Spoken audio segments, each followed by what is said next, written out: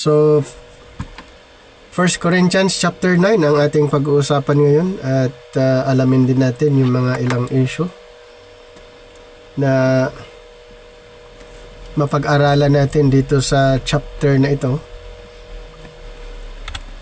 So in this chapter, Paul defends his rights as an apostle, but also explains why he voluntarily gives up some of those rights for the sake of the gospel. So meron siyang mga ibang sinacrifice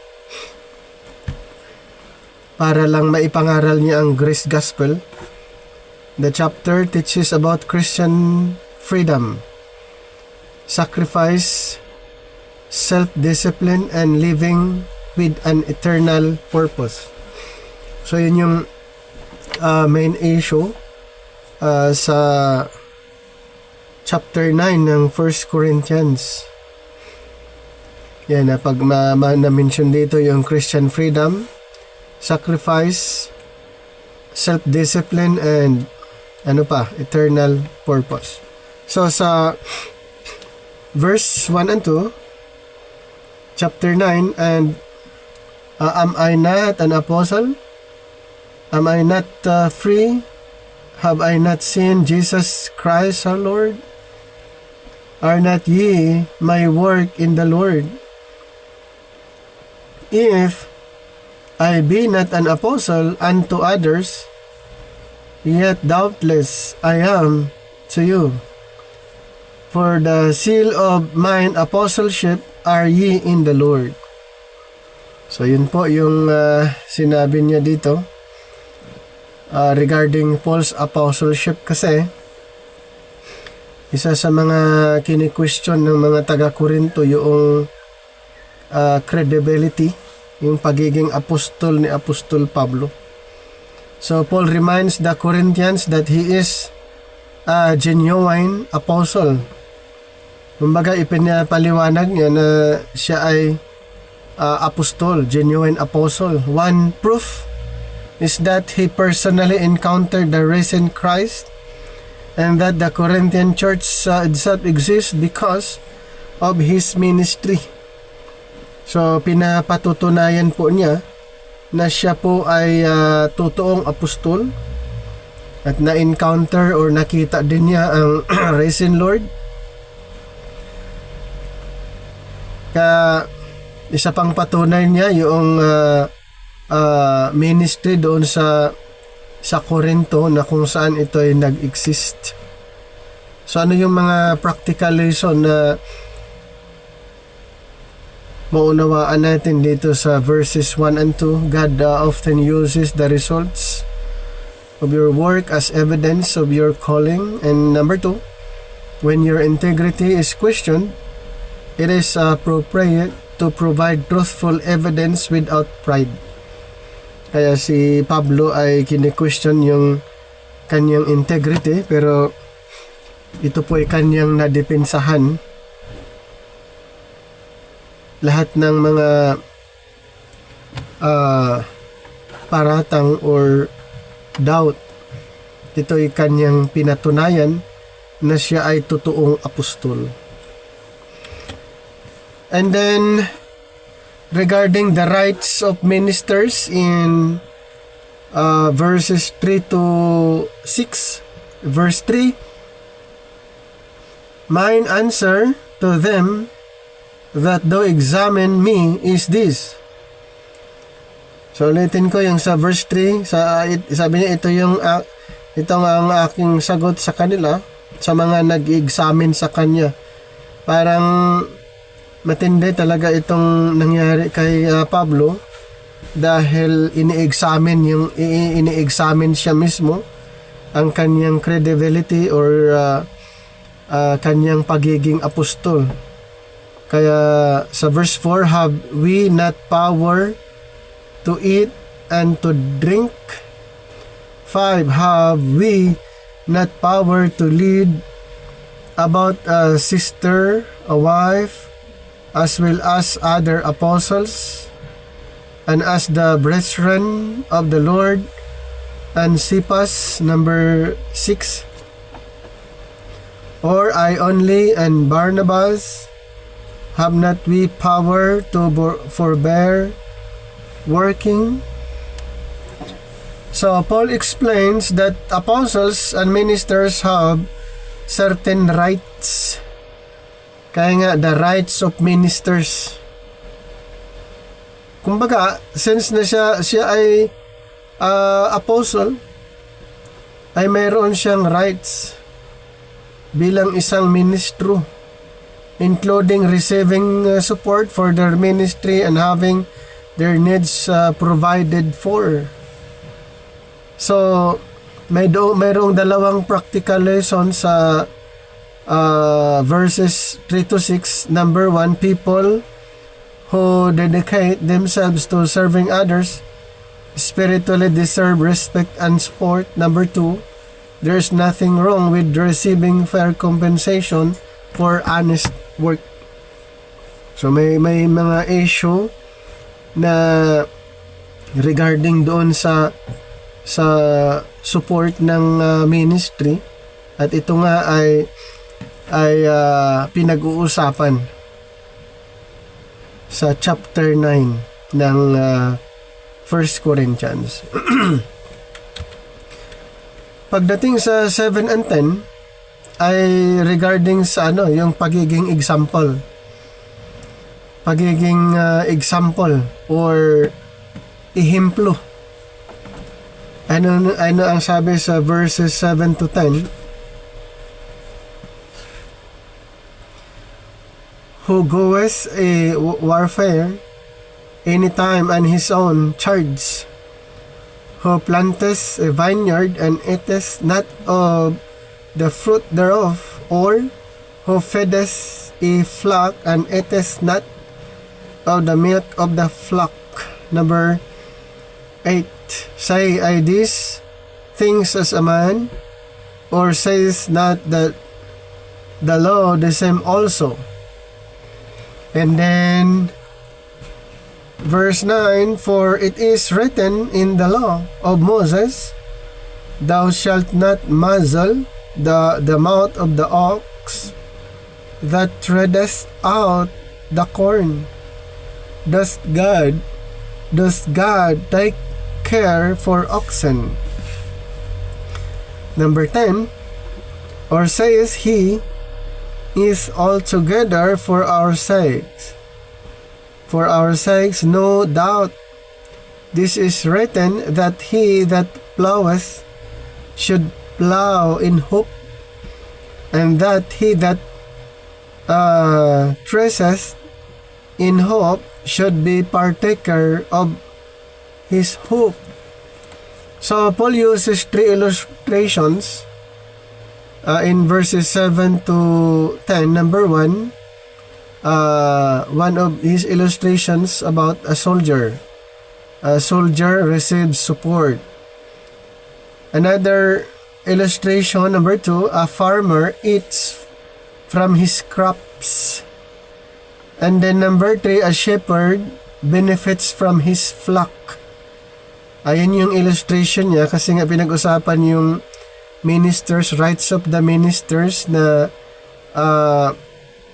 ay dapat mayroon din silang tinatawag na support doon sa ministry, na mention sa verses 3 to 6. Kaya gumamit siya ng illustration na yung mga soldier ay mayroon nga silang tinatanggap na suporta. Ang farmer nga ay makakakain sila base doon sa kanilang ani, at saka yung shepherd ay masusuportahan naman siya from his flock. So he also refers to the law about not muzzling an ox while it works. Now, Paul explains regarding the principles as the workers should benefit from their labor. So, ano yung practical lesson dito sa verses 7 to 10? Value and compensate people fairly. And God cares about justice in everyday work relationships. And then verses 11 to 12, it's about the spiritual service. Deserves support. Verses 11 to 12. Verse 11, if we have sown unto you spiritual things, is it a great things or great thing if we shall reap your carnal things? And then number 12, if others be partakers of this power over you, are not we rather? Nevertheless, we have not used this power, but suffer all things, lest we should hinder the gospel of Christ. So, here's the explanation. If Paul has planted spiritual blessings among them, receiving material support would be reasonable. Yet Paul chose not to insist on this right because he did not want anything to hinder the gospel. So sa puntong ito, alam ni Apostle Paul na mayroon siyang karapatan na tumanggap, 'di ba, ng mga bagay or suporta, pero pinili niya na hindi niyon ginawa para hindi maging hadlang na maipapangaral yung Ebanghelyo. Ayan. So, or magiging pabigat pa kung kanyang i-required. Pero kung totoosin, ayon sa kanyang na-mention, dapat lang. Di ba? Dapat lang na siya'y tumanggap ng support doon sa mga pinangaralan niya. Pero sinabi lang din niya, mas pinili niya na hindi na lang para hindi maging pabigat or maging hindrance at maipapangaral yung Ebanghelyo. So, ano yung mga lesson sa verse na ito? Sometimes we may have a legitimate right but choose not to exercise it for a greater purpose. Number 2, will insisting on this benefit or will it help others come to Christ? So, yun, inayos niya yung ganong sitwasyon. Kasi gumamit nga siya ng mga illustration. Pero sa puntong ito, ay mas pinili niya na mangaral sa salita ng Panginoon instead of requiring doon sa mga pinapangaralan niya or maobliga sila. Pero kung sabi niya, nararapat na suportahan siya, pero hindi niya ginawang ginawang mandatory kung sino lang ang gusto na sumuporta sa kanya. Kasi pag i-record niya ay magiging hadlang na yon, maging hindrance. Ang plano ni Apostol Pablo ay maipapangaral lamang ang Ebanghelyo. May support o wala. So yan talaga ang pinaka mindset niya. Mayroong support sa kanya o walang support sa kanyang ministry, basta maipangaral lang ang gospel of grace. So hindi siya nakadepende doon. 'Di ba? Hindi siya nakadepende doon kung may support, doon lang siya mangangaral. Pag wala, hindi na rin. Hindi 'yun ang mindset ni Apostol Pablo. May support sa ministry niya o wala, tuloy lang. Okay? Basta maipangaral lang ang grace gospel doon sa ibang lugar. Sana ganun, no? Katulad ni Apostol Pablo na ganun yung ating mindset. Mayroon o wala, basta ang ang mindset natin maipangaral lang ang gospel of grace. Maipapangaral lang ang preaching of the cross. Yan talaga Kasi, pag ang mindset natin ay tsaka na lang natin ipapangaral kung may support. Pag wala, ayaw na rin natin. So, mas mabagal ang paglaganap, or mas limited ang matuto. Kaya si Apostol Pablo, sabi niya, may support sa ministry o walang support, ang kanyang mindset basta maipangaral lamang ang gospel of grace. Okay? So, in verse 13 to 14, ito na may God's provision for ministers. Basahin ko lang yung verse 13. Do ye not know that they which minister about holy things live of the things of the temple? And they which wait at the altar are partakers with the altar. And then 14, even so has the Lord ordained that they which preach the gospel should live of the gospel. So, Paul points to the temple system.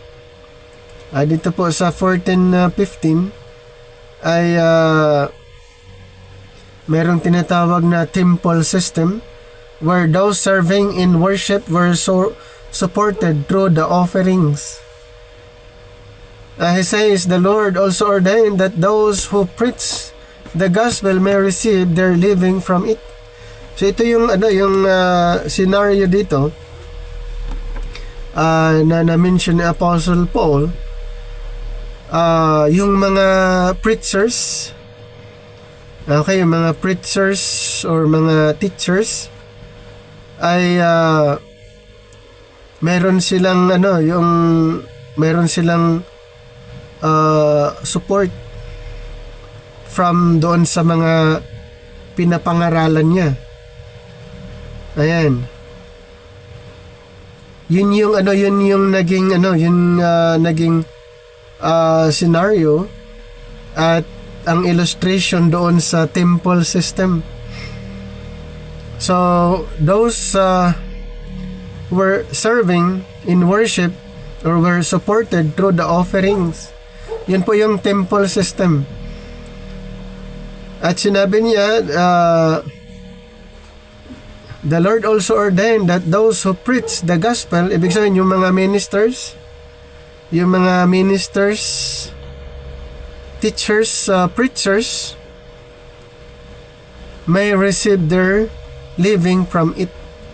Kumbaga, yun lang yung pinanggalingan ng kanilang or source of living. So, mangaral sila ng mangaral, and then doon lang din yung source of living. Pero, yun nga, na-mention natin na sinabi lang din ni Apostol Pablo, kung baga mayroon siyang rights na ganon ang mangyayari, pero ito'y magiging hindrance lamang kung doon nakadepende. Kaya, may support o walang support, ang kanyang mindset, maipangaral lang po ang gospel of grace. Ayan, maipapangaral lang po ang gospel of grace. Hindi po yon yung pinaka main issue, yung tungkol sa support. Ang main issue ay maipangaral ang ebanghelyo. Pero yun nga, sinabi din niya yun dahil syempre paano naman maipapangaral kung yung isang mangangaral or mga nangangaral ay wala siyang magagamit. Okay?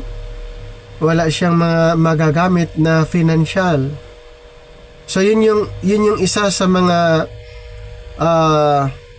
inaayos din ni Apostol Pablo during his ministry. Kaya para yung pinapangaralan niya, alam din nila yung part na mayroon din silang part doon sa nagtuturo sa kanila. Hindi naman sila inobliga katulad ng sa Old Testament na may obligasyon. Okay, mayroong obligasyon sila na dapat gagawin at ito'y mandatory. So, sinasabi lang ni Apostol Pablo na kaya gumamit siya ng isang illustration. Pero ang punto niya na kung maaari, yung mga pinapangaralan niya ay magbahagi din doon sa mga minister or sa mga preacher or sa mga teacher. Pero hindi ibig sabihin na ito ay magiging hindrance or dahilan na ang isang preacher ay ayaw ng mangaral kung walang support ang kanyang pinapangaralan. Hindi po. Okay, hindi po 'yan ang kanyang punto. Ang point lang niya na kung maaari ay magbigay sila bilang suporta doon sa mga nangangaral. Kasi kung walang mangangaral, papaano maipaparating sa kanila ang ebanghelyo? So, sa panahon ni Apostol Pablo ay kailangan din yung pinansyal sa pangangaral. Kasi yung pag-travel, di ba? Maalala niyo yung ministry ni Apostol Pablo na malalayo yung mga travel nila. Okay, may mga kasama sila nagtra-travel at nangangaral at kailangan din ng financial. Kaya isa yon sa mga ini-encourage niya sa mga taga-Korinto. At ang Corinthian Church, isa sa pinaka mayaman na church, ang Corinthian Church. Kaya ini-encourage niya na yung mga believers doon, kung maaari, ay suportahan nila yung mga nangangaral. Pero na ibig sabihin na ito ay nakadepende doon sa kanilang support para mangaral yung isang preacher.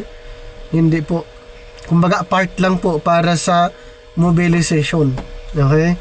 So yung financial is part lang po para sa mobilization, pero hindi ibig sabihin pag walang support ay hindi sila mangangaral. Hindi po.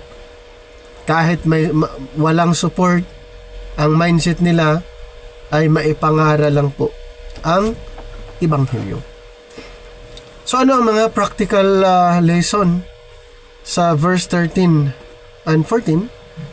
God often provides for His servants through the generosity of His people. So dito po yung practical lesson. Ibig sabihin, ang Panginoon ay ang Panginoon mag-provide pero gamitin yung instrument yung mga generous people. Yung mga generous na mga believers, yun yung gagamitin ng Panginoon instrument para masuportahan financial yung nangangaral. Okay, yun yung lesson.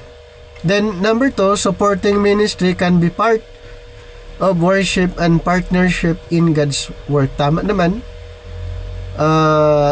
Isang partnership ang tawag doon, kasi mayroong nangangaral, syempre ang kaya niya is to support.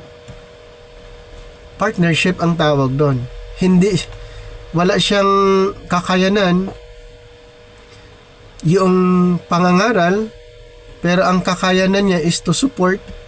Yun po yung point ni Pablo doon, partnership. Ayan, sana nakuha niyo yung point dito sa verses 13 to 14 na kung bakit yun ang encouragement ni Apostol Pablo doon sa mga Corinthian believers. So sila ay magiging partner sa ministry sa pamagitan ng pag-support financial sa mga nangangaral na pumupunta sa iba't ibang lugar, yung mga kasama ni Apostol Pablo. Next, verses 15 to 18, ito na ang issue is Paul's personal choice. 15 hanggang 18. But I have used none of these things, neither have I written these things, that it should be so done unto me. For it were better for me to die than that any man should make my glorying void. 16. For though I preach the gospel, I have nothing to glory, or I have nothing to glory of. For necessity is laid upon me, yeah, who is unto me, if I preach not the gospel. 17. For if I do this thing willingly, I have a reward. But if against my will,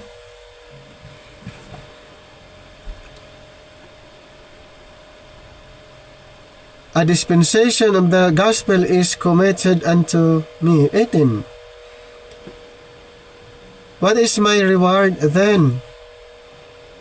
Verily that, when I preach the gospel, I may make the gospel of Christ without charge, that I abuse not my power in the gospel. And so, Paul has the right. Dito po sana yung actually yung point naman ni Pablo dito, 15 to 18. Paul has the right to financial support. He chooses not to use it. Ayan, nakuhaan yung yung punto niya. Pero sa previous dun sa pinag-uusapan natin ay gumamit siya ng mga illustration na dapat talaga na ang mga pinapangaralan niya ay susuportahan yung ministry niya at yung sa mga kasama niya, dahil sila po ay nangangaral kahit saan. So kailangan ng financial support at isa din sa mga sinabi niya ay mayroong idea of partnership doon. So habang mayroong nagmi-ministry outside, mayroon namang sumusuporta financial, so partnership sa ministry. Pero dito sa 15-18, kung tutuusin, mayroon siyang right talaga na mag-request ng financial support. Pero he chooses not to use it. His reward is the privilege of what? Of preaching the gospel free of charge. Kasi ang mangyari, ang mangyayari, baka sabihin ng karamihan ay pinabayaran niya. Okay? Pinabayaran niya yung pangangaral. Kaya sabi niya, the privilege of preaching the gospel free of charge. Kaya hindi niya ni-required. Ang lang niya, kung sino lang ang mga believers na willing mag-support. So walang wala siyang sinabing obligasyon. So kung sino lang ang willing na sumuporta doon sa ministry, mag-support bilang partner sa ministry. Kasi pag i-required niya ay baka iisipin naman na siya'y nagpapabayad. Nakuha niyo yung point doon? So, Paul has the right to financial support. He chooses not to use it. His reward is the privilege of preaching the gospel free of charge. Yun po yung yun yung point niya. Yun yung point niya kaya dun sa previous verses na pinag-uusapan natin ay sinabi niya partnership sa ministry, yung mga sumusuporta sa kanyang mission during that time. Pero kung tutuusin, mayroon siyang karapatan na sabihin yun. Pero, hindi niya ginawa. Okay? Hindi niya ginawa yun. His reward is the privilege of preaching the gospel free of charge. May dalawang practical lesson in verses 15-18. Not every decision should be based on personal gain. There is joy in serving God from love rather than obligation. Okay? There is joy in serving God kasi pag maging obligasyon ay wala nang joy doon. At si Pablo ay na-experience niya sa kabila ng mga kapighatian na kanyang na-experience. Siya po ay nag-enjoy at maging ang kanyang mga kasama rin. Yan. Napansin niyo more on nakafocus sa pagtuturo o sa pangangaral ng ebanghelyo. So ang ginawa ni Apostle Paul ay pumupunta sa iba't ibang lugar at doon niya ipinapangaral ang gospel of grace. At syempre, magastos talaga. Diba? Magastos talaga kasi nagbabiyahe. Yan, nag-stay sa isang lugar, nangaral, and then, pag na-establish niya yung group, lilipat na naman siya. Pero mayroon siyang iiwan na leader ng local church. Meron siyang iiwan and then punta na naman siya sa ibang lugar. Then pag okay na yung organisasyon, mag-iwan siya ng leader and then punta na naman sa ibang lugar. So marami siyang mga na-establish na organization, kaya ang next naman niya na ginawa is magtalaga ng mga overseer or bishops. So ang bishops naman ito ay pumupunta mag-oversee doon sa mga mga local churches or local congregation at kung ano ang sitwasyon. Ayan, so yun yung ginagawa. So marami bang gastos? Yes. Pero hindi ibig sabihin na nagiging hindrance sa kanya yung pinansyal. Hindi po naging hindrance sa kanya dahil ang mindset niya mayroong support o wala, basta ang ministry tuloy. Ayan.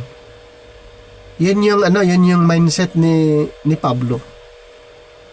At kung mayroong mga sumuporta sa kanya, itinuturing niyang partner sa ministry, partnership. Okay. So, dahil ang mga generous Christian o generous believer ay mayroon silang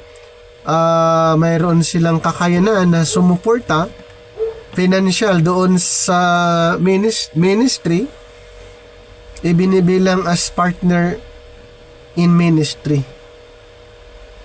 Kasi hindi nila kayang mag-share ng word of God. Halimbawa, ang kakayanan nila ay sumuportang financial doon sa ministry bilang partner. Pero hindi yan ni-required ni Apostol Pablo, pero sabi niya mayroon siyang right na sabihin yun.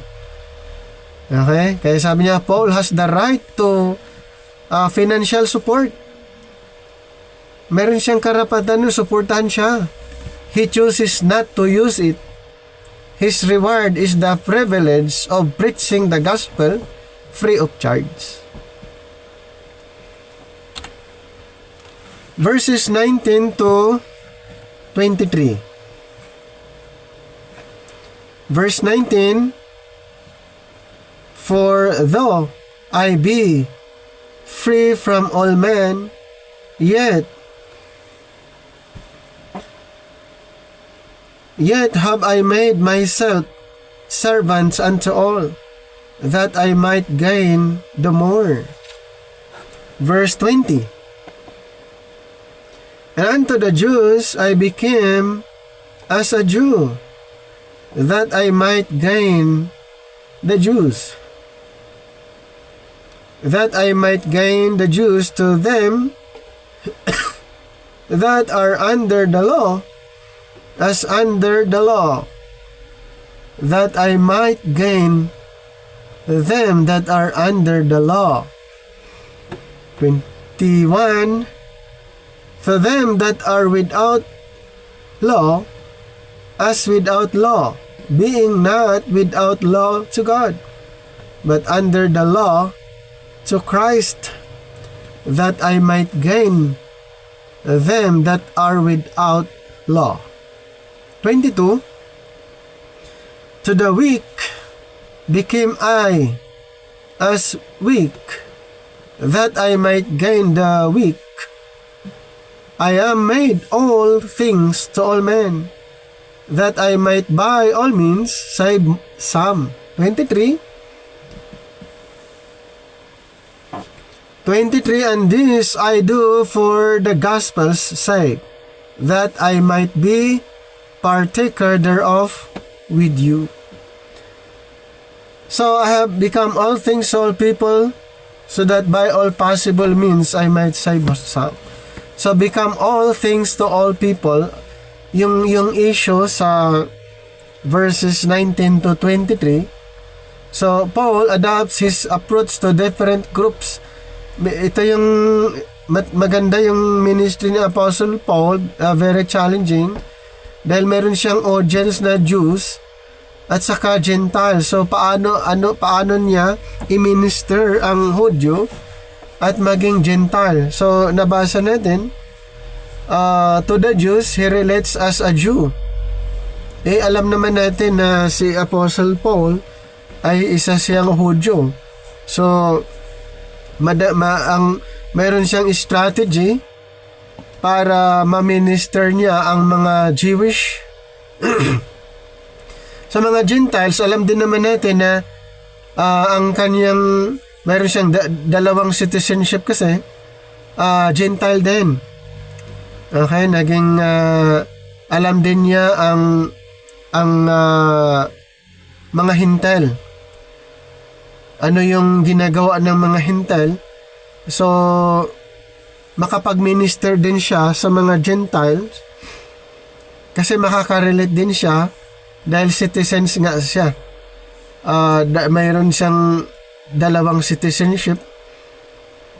Kaya nakapag-minister siya sa mga Jewish, nakapag-minister din siya sa mga Gentile. So to the weak, he becomes sensitive to their weaknesses. Ayan. Kaya kailangan yung magaling sa mga approaches at yung mga kultura nila. Yung mga practices nila. So dapat alam din. At yun nga ang isa sa mga ginawa ni Apostol Pablo para mas mawin niya ang mga Jewish, Gentiles at yung iba pa. So he does not compromise. Yes, hindi siya nag-compromise, syempre. He does not compromise God's truth. He adjusts his methods to reach people effectively. Kasi kung ano yung approach niya sa mga Jewish, dapat iba sa mga Gentiles. Iba din doon sa mga may kahinaan or sensitive. And so ang method ang inadjust niya, pero yung pangangaral, ipinapangaral niya ang gospel of grace ay hindi po hindi na compromise. Pag sinasabi natin compromise kasi ay kung ano yung paniniwala ng isa ay paniniwalaan mo rin, compromise na ang tawag nun. Pero si Pablo hindi. Yung method lang niya kung paano niya i-reach out ang mga Hudyo, mga Hintel at yung may mga yung mga sensitive na mga tao. So ang practical lesson na mayroong tatlo, to communicate with people in ways they understand. So isa sa mga ginagawa niya, kung ano yung halimbawa dialect, o ano yung kanilang mga dialect, pwede rin yun para magkaintindihan. And then show empathy and cultural sensitivity. So dapat i-consider din yun para hindi sila mag-react negatively. So empathy and then yung cultural sensitivity. Ayan, kailangan i-observe, aralin mo na. And then winning arguments is less important than winning people. Kaya sa mission na ginawa ni Apostle Paul ay talagang yung matindi po talaga, dahil iba't ibang tao, culture ang kanyang pinangaralan.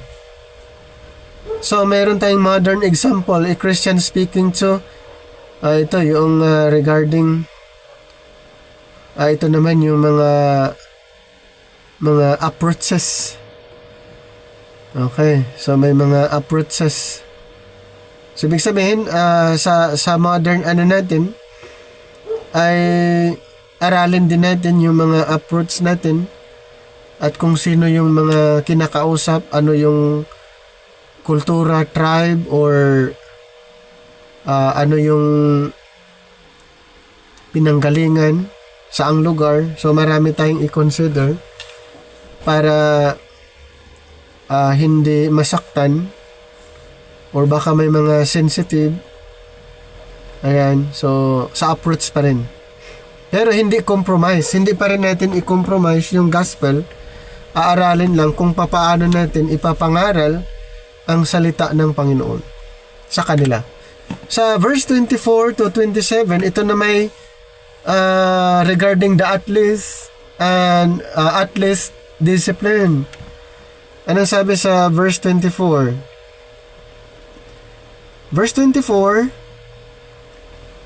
"Now ye not that they which run in a race run all, but one receiveth the prize. So run, that ye may obtain." 25, "And every man that striveth for the mastery is temperate in all things. Now they do it to obtain a corruptible crown, but we an incorruptible." 26, "I therefore so run, not as uncertainly, so fight I, not as one that beateth the air." 27, "But I keep under my body, and bring it into subjection, lest that by any means, when I have preached to others, I myself should be cast away." So dito mayroong illustration, isang atleta na mayroon pong tinatawag discipline. So, alam po natin yon yung pag sinasabing isang karera. So, may mga may mga instruction, may mga protocols, at may mga training. Pero sa kabuuan dito ay tungkol pa rin sa teaching, sa doktrina. Halimbawa, ang karera na iyong sinalihan ay under grace. So lahat ng instruction, lahat ng teaching ay under dito sa grace program. Papaano na sa karera ang gusto mong sinalihan ay sa karera ng grace, pero yung mga instruction ay ang ginagawa mong instruction doon sa under kingdom. Tama ba yon? Na doon kumukuha ng mga instruction, trainings, tapos ang sinasalihan mong karera ay under grace. So yun yung illustration. Okay, so mayroong may mga training. So kailangang mag-undergo ng mga training. Kaya dito sa verse 26, I therefore so run not as uncertainly, so fight not as one that beateth the air. So dapat ay mayroong matatamaan, hindi lang hangin. Kaya dito hindi lang nakipag laban na walang natatamaan. Kumbaga mayroong goal. So ang isang sumali sa karera or dito sa running ay dapat mayroong goal, hindi lang takbo ng takbo na walang goal. And then dapat sundin yung mga protocols under grace. Kaya sa verse 27, but I keep under my body and bring it into subjection, lest that by any means, when I have preached to others, kasi preaching kasi ito doktrina ang issue dito. Sabi niya, when I have preached to others, I myself should be a castaway or disqualified. So, pwede siyang ma-disqualified. So, anong punto? Bakit gumamit siya ng illustration na ito? Yes. So, gumamit siya ng mga illustration para mas madaling maunawaan ng mga believers na ang mga katuruan, ang mga katotohanan, instruction ay dapat under grace. Kasi pag hindi, katulad ng na-mention niya, baka siya ay ma-disqualified. So halimbawa, ang training dapat, kung running ang sinalihan, dapat ang training is more on running, hindi boxing. Di ba? Kasi running Ang instruction running, sinalihan niya running, so hindi boxing yung training. So pag ganon, ma-disqualified na. Kaya sabi niya, when I have preached to others, I myself should be a castaway. So Paul compares the Christian life to an athletic competition.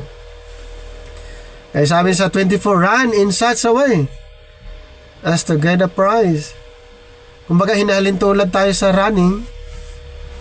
So ang finish line doon sa sa caught up or sa rapture, and then tatanggap tayo ng reward. So nasa tayo ngayon, nasa ongoing, kumbaga ongoing yung running natin, na ang rewarding doon sa sa langit. Okay? Christians should pursue God's calling with purpose and commitment. Merong dito, practical lesson. Don't live spiritually on autopilot. Number 2, be intentional in your growth. Yes. Kailangan yun. Kaya nga tayo ay nag-aaral, dapat intentional. Merong intention for spiritual growth. So yung pag-aaral natin is intention and then commitment. Kasi hindi pwede mag-aral tapos wala na naman aral, wala na naman, walang commitment yon. So yung growth ay hindi masyado yung growth kasi hindi walang commitment eh. Ano bang kailangan sa pag-aaral? Dapat may commitment. Kung gusto natin is talagang spiritual growth, tayo ay matuto habang nagtuturo, mayroong kasamang commitment po. Ganun po sa athlete, sinalihan natin na atleta or running, ito nga, doon tayo hinahalin tulad, dapat mayroon pa rin commitment. Diba? Kaya nga, sabi dito sa verse 26, I therefore so run, not as are uncertainly, so fight, I not as one that beats the air, but I keep under my body and bring it into subjection, lest that by any means, when I have preached to others, I myself should be cast away. Sa verse 25, and every man that striveth for the mastery is temperate in all things. Now they do it to obtain a corruptible crown, but we an incorruptible. Sa 24, know ye not that they which run in a race run all, but one receiveth the prize, so run that ye may obtain. May commitment, may talaga, yung it requires commitment 100%, kasi hinalintulad tayo sa isang running atleta na siyempre running yung sinalihan natin, hindi tayo maglalakad. Running yung sinalihan natin, so kung ano yung instruction dapat gagawin natin. So dapat, ulitin ko po, commitment ang kailangan. Sa 25, kaya nga mayroong tinatawag na strict training. Yes, mayroong talagang training. At itong ginagawa natin. Okay? Part 'yon. Yung pag-aaral ay part din po 'yon sa, kasi hindi naman literal na nakipagpaliksahan or talagang may competition. Doon ay illustration lang po 'yon. Okay? So at least discipline themselves for temporary rewards. Christians should do even more for eternal rewards. So actually our goal yung eternal rewards. At kailan po 'yan? Sa Bima. After the rapture. Merong dalawang practical lessons. Spiritual maturity requires consistent habits. Prayer, Bible study, number 2, and obedience are forms of spiritual training. So, katulad ginagawa natin, may Bible study, prayer, at yung pag-aaral or yung ay part ng spiritual training. Naunawaan nyo po yung illustration regarding sa atleta. Sa 26, balikan lang natin. So, yung ating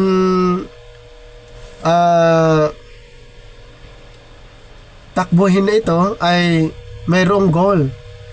Hindi katulad ng walang goal. Bakit tumakbo? Pwede namang tumakbo. Pero, walang goal. Pwede kang mapagod kasi wala kang goal. Merong ibang tumakbo, sumabay lang, pero walang goal. So Paul lives with clear direction and purpose. So, know what values guide your life and avoid wasting energy on distractions. Balik tayo sa 27. I discipline my body and keep it under control. So Paul actually practices self-control so that after preaching to others, he himself will remain faithful. Yun naman yung yun naman yung nasa talagang mission niya na mangaral. So nandoon yung self-control after preaching to others, and then he himself will remain faithful. So this is not teaching salvation by works. It is teaching perseverance, disciplined living. Now, there are two practical lessons. Number 1, character matters as much as knowledge. Number 2, success in ministry or leadership does not replace personal obedience. Ano yung mga tema na pwede nating i-consider dito sa chapter 9? Actually, mga ilang issue lang po ito. Pwede nating i-consider. Ang una na tema is rights are not always meant to be exercised. So Paul had rights but willingly surrendered them, in doing so serve a greater purpose. Kaya the question is, what personal preference could you set aside to help others? Number 2, the gospel comes first. So Paul consistently asks what will best advance the gospels. The question, do your choices draw people toward Christ or create unnecessary obstacles? Number 3, adapt without compromising. Paul changed his methods, not his message. Diba? Yung na-mention natin kanina, nung nag-aral siya sa mga Hudyo, sa mga Gentiles. Hindi siya nag-compromise doon. Paul changed his methods, not his message. So, how can you communicate God's truth more effectively to different people? Number 4, spiritual growth requires discipline. Christian life is not passive. So the question, what spiritual habits are helping you grow? Number 5, live for eternal rewards. Paul focus on what lasts forever rather than temporary benefits. The question, are your priorities shaped more by temporary success or eternal values? So in 1 Corinthians 9, Paul teaches, even when I have rights, I willingly give them up if doing so helps others hear the gospel. Like an athlete training for a prize, I live with discipline and purpose so that I may faithfully serve Christ and finish well. Ganun yung mindset ni Apostol Pablo. So gumamit siya ng mga iba't ibang illustration, athlete, farmer, shepherds, at saka yung athlete. So bakit siya gumagamit ng mga illustration na ganito? Para mas madaling maunawaan ng kanyang mga audience at maging tayo maintindihan natin yung mga illustration niya dahil nakaka-relate tayo. At yun po ay mas madali nating mauunawaan. Pag sinasabing farmer, alam naman natin yung ginagawa ng mga farmer. At saka yung atleta. 'Di ba? At saka yung shepherd. At marami pa siyang ginagamit na mga illustration para mas madaling maunawaan ang mensahe. Okay? Para mas madaling maunawaan ang dala-dala niyang mensahe. So hanggang dito na lang yung sa chapter 9 ng 1 Corinthians.